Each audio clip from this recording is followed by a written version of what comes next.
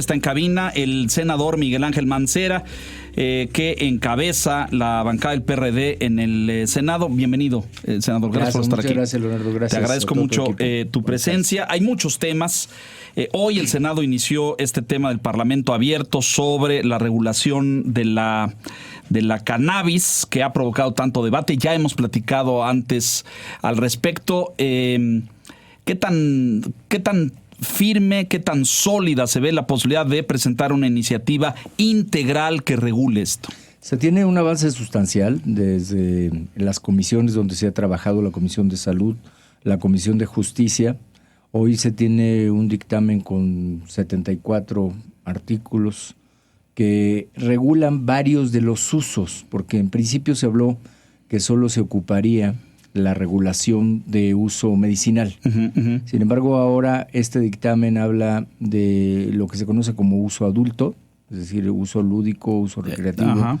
Está el uso de investigación, uso farmacéutico, el uso medicinal, y se hace una regulación para que pueda en los diferentes estadios de la planta ser cultivada, ser almacenada, ser procesada y ser comercializada, ¿no? Entonces, sí, porque ahí está el tema del cáñamo, ¿no es cierto? También, que no solamente es por supuesto, no solamente es la cannabis, sino el cáñamo que está en el tallo y que tiene múltiples aplicaciones, ¿no? Se tiene el uso industrial y se tiene el uso comercial, es decir, están los dos para la comercialización y para el procesamiento. El cáñamo está, por supuesto, también incluido en esto. Lo que hoy no se ha avanzado en definitiva es discutir este dictamen. O sea, no se ha debatido, digamos. ¿Quién preparó la iniciativa, Miguel? Son varias iniciativas, hay varias. Hay la iniciativa de Ricardo Monreal, de la entonces senadora Olga Sánchez Cordero, iniciativas de diferentes grupos parlamentarios. O sea, hay varias. Hay varias, incluso una nuestra, que fue la última, en donde incluimos el cáñamo y donde incluimos algunas restricciones para menores de 18 años. Correcto. Son varias, o sea, es el análisis de todas estas, e incluso en el propio dictamen se alude a que se están tomando iniciativas de la legislatura anterior, que ya habían tocado este tema. El avance se ha hecho varios ejercicios de Parlamento abierto en comisiones con integrantes de comisiones de salud y con integrantes de comisión de justicia. Se ha escuchado organizaciones de la sociedad civil, pero en los últimos días se han acercado con nosotros algunas organizaciones que nos dicen, oigan, está incompleto. Pongo un ejemplo. En el dictamen que ahora se tiene, se habla de que por persona en un domicilio se pueden tener 4 plantas. Hasta 5 personas en el mismo domicilio te da un máximo de 20 plantas en ese sitio, en el mismo lugar. Y nos dicen, es muy poco, debiera de ser más, cuando menos se debiera estar hablando de 50. Ah, caray. Seguimos hablando de consumo personal. Sí, estamos hablando de consumo personal. Y la verdad es que pues necesitamos analizar por qué nos están diciendo esto. Claro. ¿Cuál es esta lógica? Porque con esto nosotros no sentimos que se haya resuelto. Otra cosa, hay algo que se llama trazabilidad y algo que se llama también el testado. Entonces, estos dos procedimientos nos dicen, si los regulan de manera estricta, van a ser nugatoria la posibilidad que las comunidades campesinas, que las comunidades indígenas puedan entrar a este mercado de cannabis.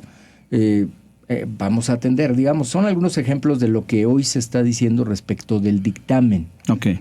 O sea, la conclusión ahí sería, el dictamen le falta todavía madurez, le falta agregar puntos. Le falta. Es decir, es un debate que se va a extender, calculo entonces. Sí, ahora lo que es importante es que la apertura que se logró en las dos comisiones es no estar solamente encasillados al uso medicinal, sino poder encontrar este enfoque, que por ejemplo Uruguay te dice, oye, ciérrale la puerta a los comestibles porque te pueden generar adicción.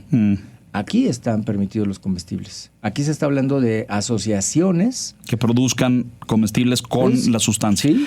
Es todo un debate, ciertamente es amplio y complejo. Y está el tema de la comercialización también, ¿no? Que el dictamen incluye comercialización y cultivo. De comercialización, y ahora hay una iniciativa que también está en la Cámara de Diputados en donde se habla que solamente el Estado podrá regular toda la compra. Entonces, se dice, es que estás hablando de un monopolio, no porque no es toda la venta, sino nada más toda la compra. Digo, pero en algún momento se va a vender. Claro, o sea, no nada más claro. lo van a comprar.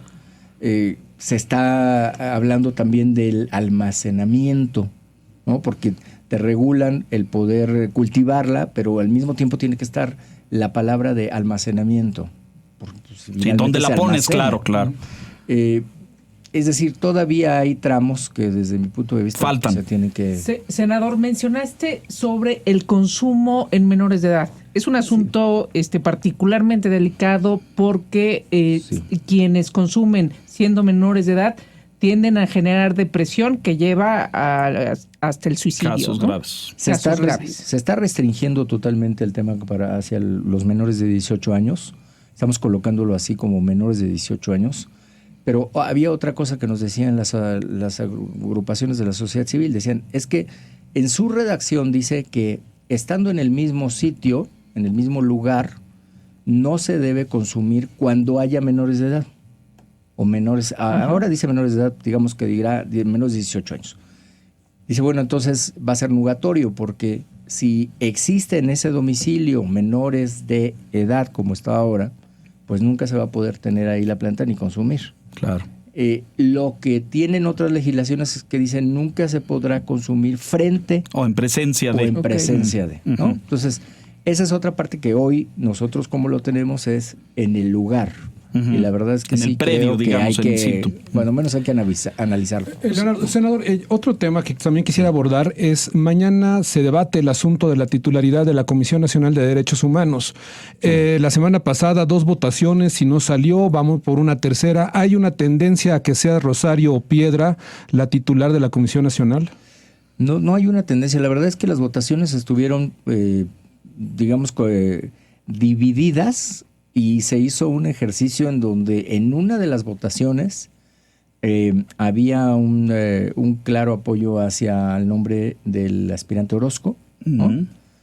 Y en el segundo ejercicio fue distinto, fue hacia Peinberg. Entonces pareciera que donde puede estar o donde se pueden construir los consensos pudiera ser en algunos de estos nombres. Veo difícil, la verdad, para ser claro, veo difícil, porque sí, en lo que sería el grupo mayoritario del Senado, está mucho más hacia el lado de la candidata Piedra.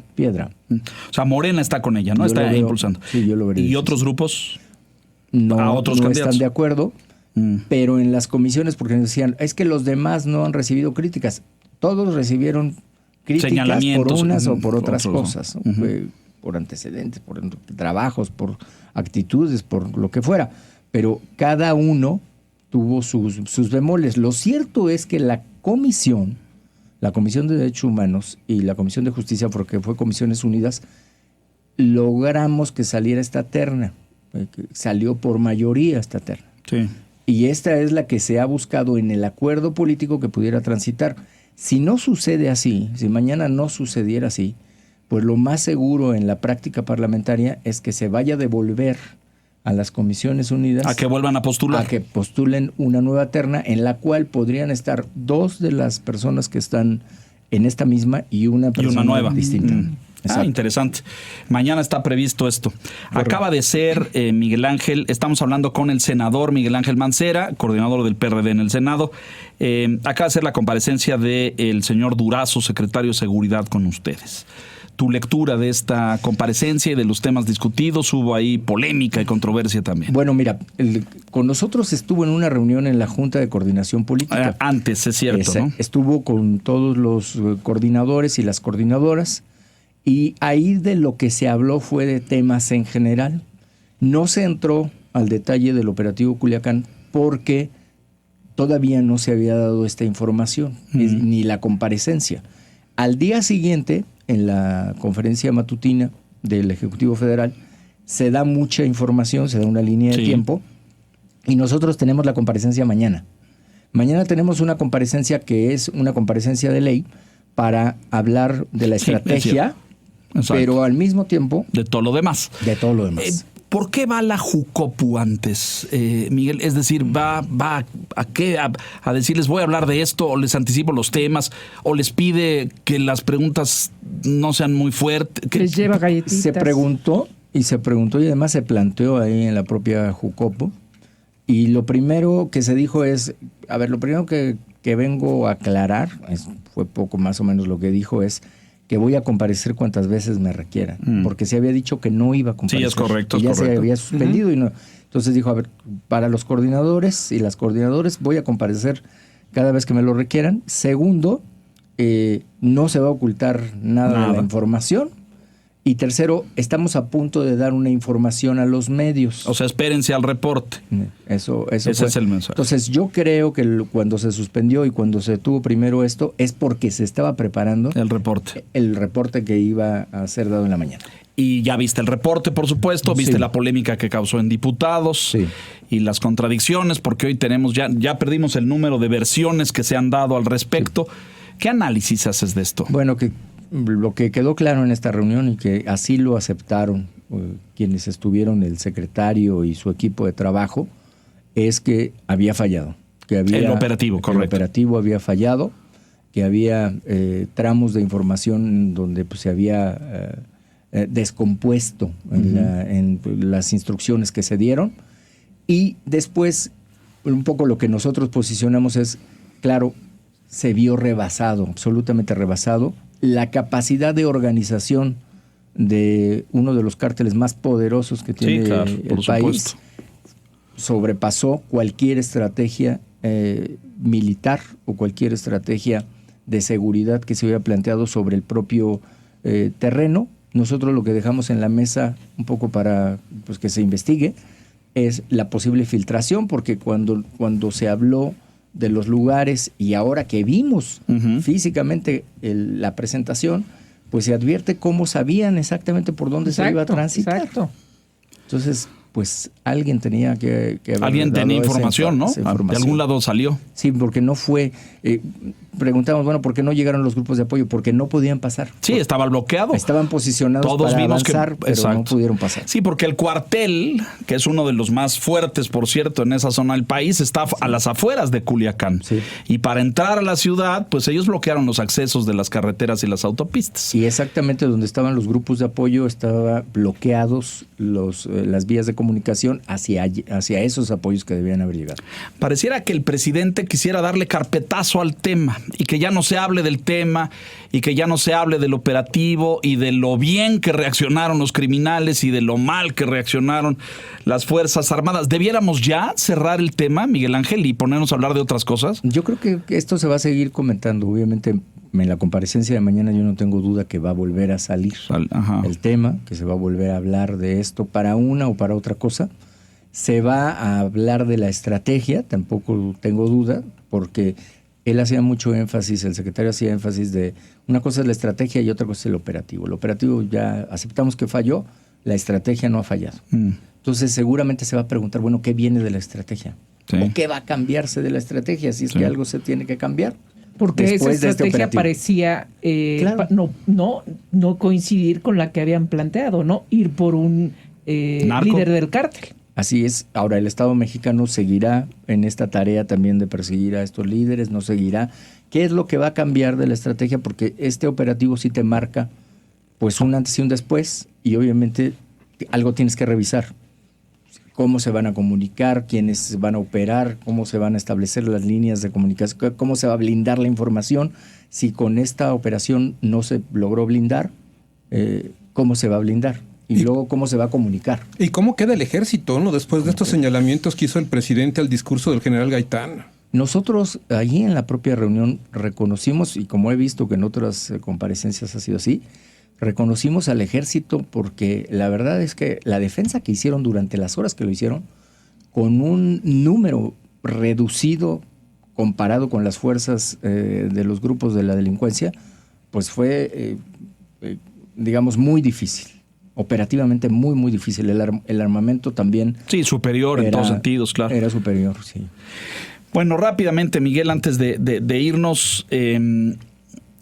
tu administración hoy está siendo vigilada, supervisada, bajo lupa. 2 funcionarios de la administración de Miguel Ángel Mancera en la Ciudad de México, uno detenido, otro bajo investigación.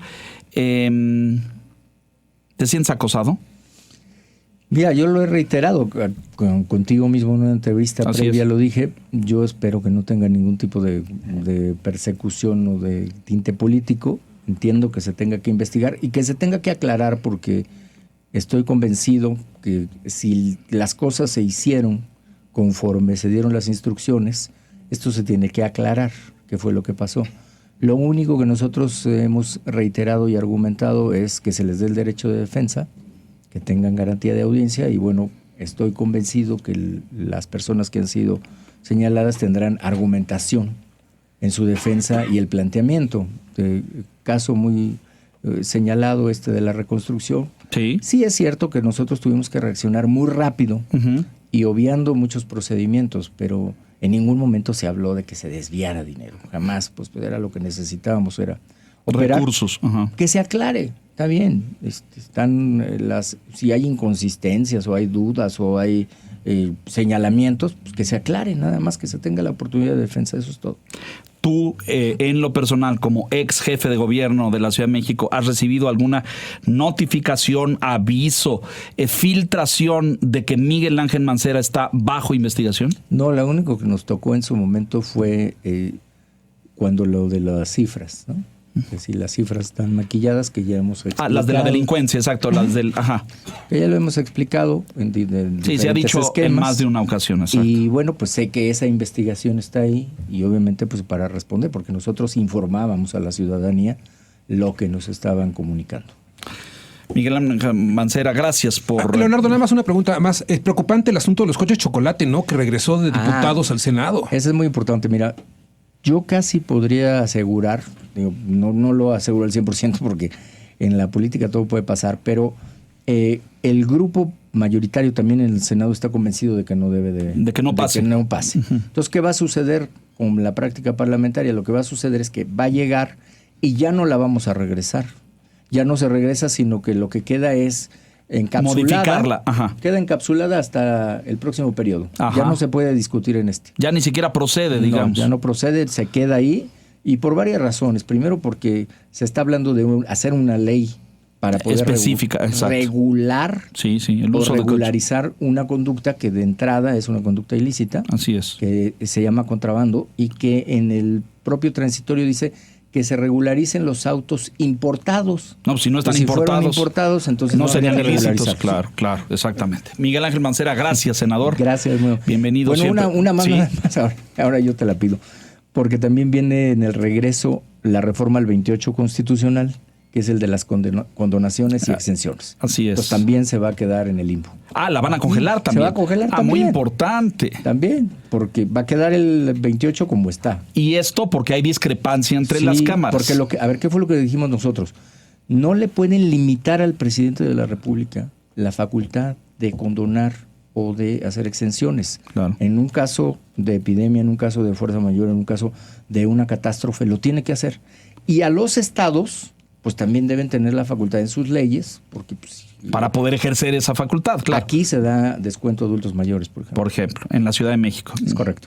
Es decir, tú estarían en el Senado en la posición de no restringirle al presidente de la República esa facultad. No se le debe restringir. Que es como viene de la Cámara de Diputados. Sí, porque se hace una mención general y en el cuerpo del dictamen dice, va a tener la facultad, pero si tú lees la Constitución dice, quedan prohibidas condonaciones y exenciones de acuerdo con la ley. Quedan prohibidas de acuerdo con la ley, no dice quedan prohibidas salvo los casos que señale la ley. Claro.